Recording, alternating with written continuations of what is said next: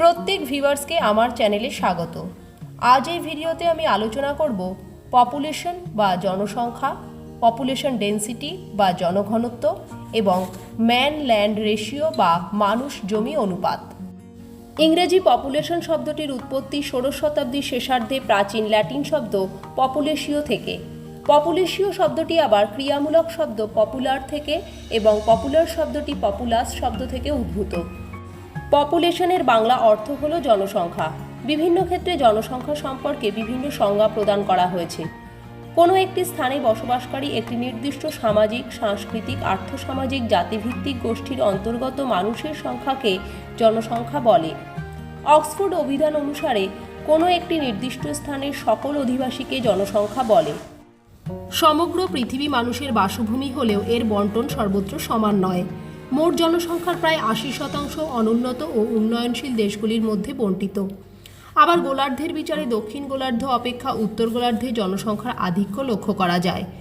উত্তর গোলার্ধের দেশগুলিতে পৃথিবীর মোট জনসংখ্যার প্রায় ৯০% মানুষ বাস করে।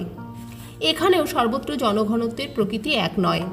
সবচেয়ে বেশি জনঘনত্বপূর্ণ মহাদেশ হল এশিয়া, যেখানে ঘনত্ব প্রায় ৯৬.৪ জন প্রতি বর্গ কিলোমিটারে, এবং আফ্রিকা মহাদেশে জনঘনত্ব প্রায় ৩৬.৭ জন প্রতি বর্গ কিলোমিটারে। পৃথিবীর প্রাকৃতিক সম্পদ সীমিত, অথচ জনসংখ্যা বৃদ্ধির হার অতি দ্রুত। তাই তাদের চাহিদা মেটাতে প্রয়োজন সম্পদের যোগান। মানব সম্পদের পূর্ণ বিকাশ ও নিয়ন্ত্রণের মাধ্যমেই বর্ধিত জনগণের প্রয়োজনীয় সামগ্রীর যোগান দেওয়া সম্ভব। মানুষের কাছে সমগ্র পৃথিবী বাসভূমি, তবে প্রকৃতি যেখানে অনুকূল ও বন্ধুভাবাপন্ন, মানুষের বসবাস সেখানে বেশি, কারণ সেই পরিবেশ মানুষের জীবনযাপন ও প্রাণ ধারণের উপযুক্ত, সম্পদ সৃজনে সহায়ক। আবার প্রকৃতি যখন কৃপণ ও প্রতিকূল, মানুষ সেই পরিবেশ সাধ্যমতো পরিহার করে। প্রকৃতি যেখানে যত বিরূপ, জনবসতির ঘনত্ব সেখানে তত কম, অর্থাৎ প্রাকৃতিক প্রতিরোধ ও সম্পদের বণ্টন ব্যস্তানুপাতিক। জনবসতি সৃষ্টির জন্য মানুষ চায় স্বচ্ছন্দ পরিবেশ, যা বর্তমান ও ভবিষ্যৎ সুরক্ষার অনুকূল। কিন্তু পৃথিবীর সর্বত্র জনবসতির অনুকূল পরিবেশ পাওয়া যায় না, তাই মানবজাতির ভৌগোলিক বণ্টন অসম। কোনো দেশ বা অঞ্চলের জনসংখ্যার বণ্টনের তারতম্যের সূচক হল জনঘনত্ব। কোনো দেশ বা অঞ্চলের মোট জনসংখ্যা ও মোট জমির পরিমাণ বা ক্ষেত্রমানের অনুপাতকে জনঘনত্ব বলে। অর্থাৎ কোনো দেশ বা অঞ্চলের মোট জনসংখ্যাকে ওই দেশ বা অঞ্চলের মোট ক্ষেত্রফল দিয়ে ভাগ করলে জনঘনত্ব পাওয়া যায়। জনঘনত্ব হল মানুষ ও জমির পরিমাণগত সম্পর্ক। জনঘনত্ব সর্বদা পূর্ণমানে প্রকাশ করা হয়। জনঘনত্ব নির্ণয়ের সূত্রটি হল জনঘনত্ব সমান সমান দেশ বা অঞ্চলের মোট জনসংখ্যা ডিভাইডেড বাই ওই দেশ বা অঞ্চলের মোট ক্ষেত্রমান। উদাহরণ হিসাবে বলা যায় ২০১১ সালের আদমশুমারি অনুযায়ী ভারতের জনসংখ্যা ছিল ১২১,৯৩,৪২২ জন এবং ভারতের ক্ষেত্রমান ৩১,৬৬,৪১৪ বর্গ কিলোমিটার। সুতরাং ভারতের জনঘনত্ব সমান সমান ১২১,১৯৩,৪২২ জন ডিভাইডেড বাই ৩১,৬৬,৪১৪ বর্গ কিলোমিটার সমান সমান ৩৮২ জন প্রতি বর্গ কিমি। এখানে আমাদের কয়েকটি বিষয় একটু জেনে রাখা দরকার, যেমন আদমশুমারি বা সেন্সাস। একটি নির্দিষ্ট সময়ে কোনো নির্দিষ্ট স্থানে সামগ্রিক জনসংখ্যা এবং সমাজ ও অর্থনীতি ভিত্তিক তথ্যের সমন্বয় হলো আদমশুমারি বা সেন্সাস। জনসংখ্যা অভিক্ষেপ বা পপুলেশন প্রজেকশন কি? জন্মহার, মৃত্যুহার ও পরিব্রাজনের হারের ভবিষ্যৎ ধারা সম্পর্কে ধারণার পরিপ্রেক্ষিতে জনসংখ্যার ভবিষ্যৎ পরিবর্তন সম্পর্কিত গণনাকে জনসংখ্যা অভিক্ষেপ বা পপুলেশন প্রজেকশন বলা হয়। এবার জেনে নেব ধারণ ক্ষমতা বা ক্যারিং ক্যাপাসিটি। একটি নির্দিষ্ট বাস্তুতন্ত্রে বসবাসকারী জনসংখ্যার সর্বোচ্চ স্থিতিশীল আয়তনকে ধারণ ক্ষমতা বা ক্যারিং ক্যাপাসিটি বলা হয়। কোহর্ট কি? কোহর্ট বলতে এমন একটি জনগোষ্ঠীকে বোঝানো হয় যারা একই সময়ের জনবিবর্তন সংক্রান্ত অভিজ্ঞতা বিনিময় করে। কোহর্ট বিভিন্ন ধরনের হয়, যেমন জন্ম কোহর্ট, বিবাহ কোহর্ট, বিদ্যালয়ের শ্রেণী কোহর্ট প্রভৃতি। যেমন ১৯০০ সালের জন্ম কোহর্ট বলতে ওই বছরে যেসব মানুষ জন্মগ্রহণ করেছে তাদের বোঝানো হয়। জনঘনত্বের উল্লেখযোগ্য বৈশিষ্ট্যগুলি হল এটি মানুষ জমির একটি পরিমাণগত সম্পর্ক। জনঘনত্ব থেকে কোনো দেশের জনসংখ্যা বণ্টনের প্রকৃতি সম্পর্কে সহজে ধারণা লাভ করলেও মোট জনসংখ্যা সম্পর্কে তেমন কোনো ধারণা লাভ করা যায় না।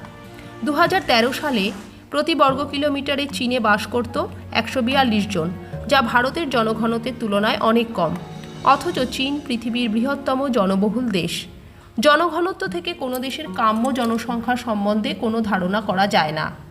জনঘনত্ব থেকে কোনো দেশের অর্থনৈতিক অবস্থা সম্পর্কে কোনো ধারণা করা যায় না। মানব সভ্যতার বিকাশ ও বিবর্তনের প্রধান দুটি উপাদান হল মানুষ ও ভূমি। এই দুটি উপাদানের সহযোগিতাপূর্ণ সমন্বয় সাধনের ফলেই মানব সভ্যতা ও সংস্কৃতি বর্তমান পর্যায়ে উপনীত হয়েছে।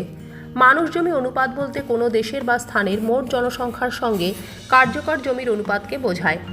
অধ্যাপক জিমারম্যানের মতে মানুষ জমি অনুপাতে প্রকৃতি, মানুষ ও সংস্কৃতি সেই সব দিকগুলি বিবেচনা করা হয় যা সম্পদ উৎপাদনে সাহায্য করে। সম্পদ সৃষ্টিতে জমির ভূমিকা অপরিসীম, তবে সমস্ত জমি সম্পদ সৃষ্টিতে সমান ভূমিকা পালন করে না। মরু অঞ্চল জলাভাবে কৃষিকাজের অযোগ্য, আবার মেরু অঞ্চলে অধিক শৈত্যের জন্য অধিকাংশ জমিতে কৃষিকাজ হয় না, অর্থাৎ সম্পদ সৃষ্টি করতে পারে না। অতএব পৃথিবী পৃষ্ঠের সমস্ত জমি মানুষের বিশেষ কাজে লাগে না। তাহলে কার্যকরী জমি কি? যেসব জমি মানুষের কাজে লাগে এবং যেসব জমি থেকে মানুষ সম্পদ সৃষ্টি করতে পারে সেই সব জমিকে কার্যকরী জমি বলে।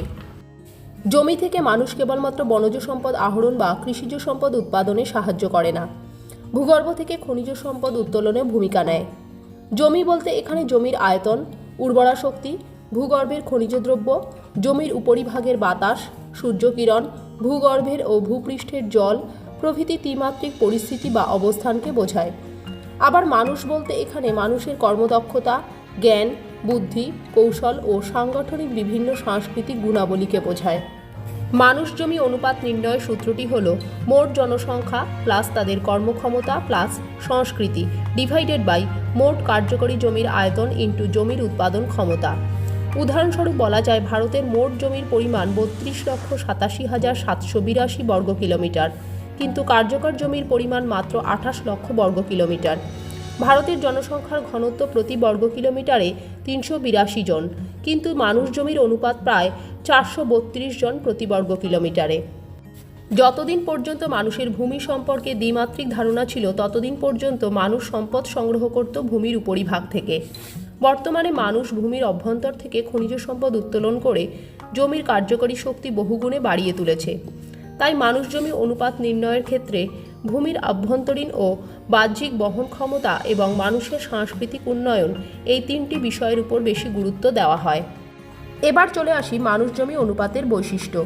মানুষ জমি অনুপাতে মানুষের সঙ্গে জমির একটা গুণগত সম্পর্ক নির্ধারণ করা হয়। পরিমাণগত পরিমাপে এই সূচক অক্ষম। মানুষ জমি অনুপাত থেকে দেশের জনসাধারণের জীবনযাত্রার মান সম্পর্কে একটা ধারণা করা যায়। দেশের অর্থনৈতিক অবস্থার নিখুঁত কোনো চিত্র পাওয়া না গেলেও দেশের জনাধিক্য বা জনবিরলতা সম্পর্কে একটা স্পষ্ট চিত্র পাওয়া যায়।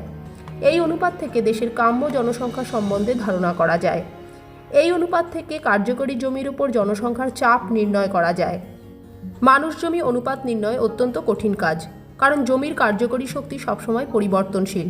কৃষি প্রধান দেশের ক্ষেত্রে এই পরিমাপ সম্ভব হলেও শিল্প প্রধান ও খনিজ সমৃদ্ধ দেশগুলির ক্ষেত্রে মানুষ জমি অনুপাত নির্ণয় করা অত্যন্ত কঠিন কাজ।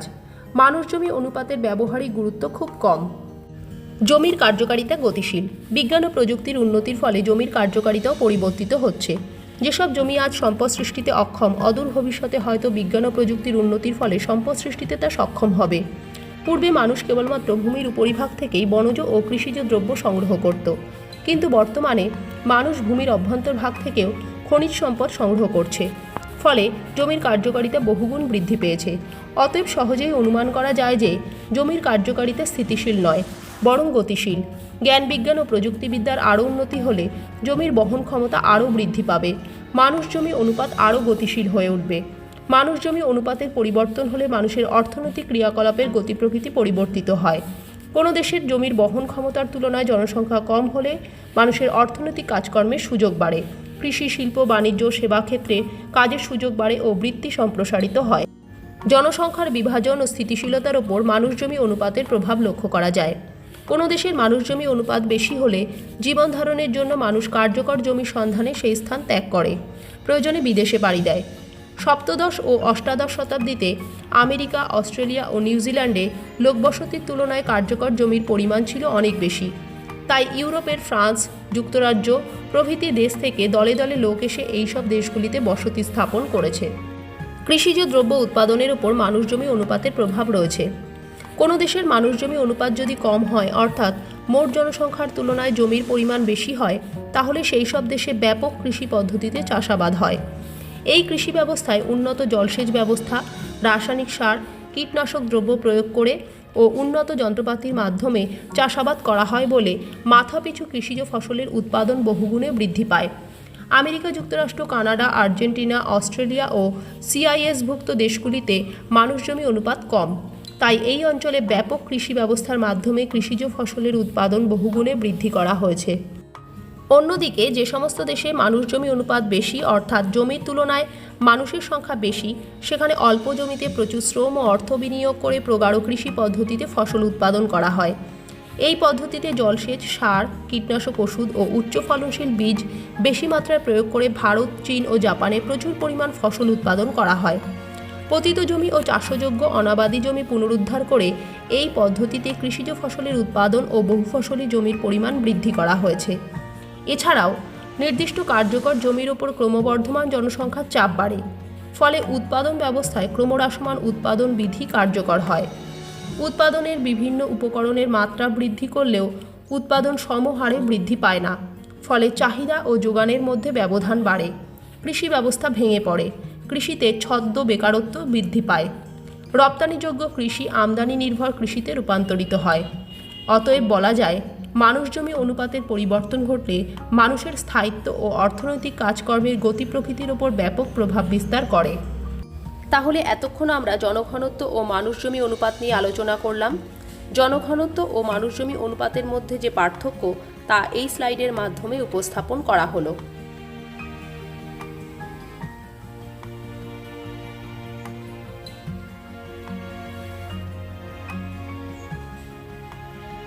তাহলে আজকের ভিডিও থেকে আমরা জনসংখ্যার ঘনত্ব, মানুষ জমি অনুপাত সম্পর্কে জানলাম। আজ আমরা যা জানলাম সেগুলি অনুশীলনের জন্য রইল কিছু প্রশ্ন। প্রশ্নগুলি হলো: 1. জনসংখ্যা কাকে বলে? 2. জনসংখ্যার ঘনত্ব বা জনঘনত্ব কাকে বলে? 3. জনসংখ্যার অভিক্ষেপ বলতে কী বোঝো? 4. মানুষ জমি অনুপাত কাকে বলে? মানুষ জমি অনুপাতের বৈশিষ্ট্যগুলি সম্পর্কে আলোচনা করো। 5. জনঘনত্ব ও মানুষ জমি অনুপাতের মধ্যে পার্থক্য নিরূপণ করো। তোমরা সকলে নিশ্চয়ই প্রথম থেকে শেষ পর্যন্ত ভিডিওটি খুব মন দিয়ে দেখেছো। এবার তাহলে তোমাদের পাঠ্য বইয়ের সাহায্য নিয়ে উত্তরগুলি লিখে ফেলো। যদি এই ভিডিও সংক্রান্ত আর কিছু জিজ্ঞাসা থাকে তাহলে কমেন্ট বক্সে অবশ্যই জানাও। তাহলে আর কি, প্রতি ভিডিও শেষে যে কথাগুলি বলি, ভিডিওটি ভালো লাগলে অবশ্যই একটা লাইক তো করতেই পারো। আরও অনেকের কাছে ভিডিওটি পৌঁছে দিতে শেয়ারও করতে পারো। আর আমার ভিডিওটি ভালো লাগলে ও এই ধরনের আরও নতুন নতুন ভিডিও পেতে আমার চ্যানেলটিকে অবশ্যই সাবস্ক্রাইব করতে ভুলো না। এতক্ষণ সঙ্গে থাকার জন্য ধন্যবাদ। হাজির হব নতুন কোনো দিনে, নতুন কোনো ভিডিও নিয়ে।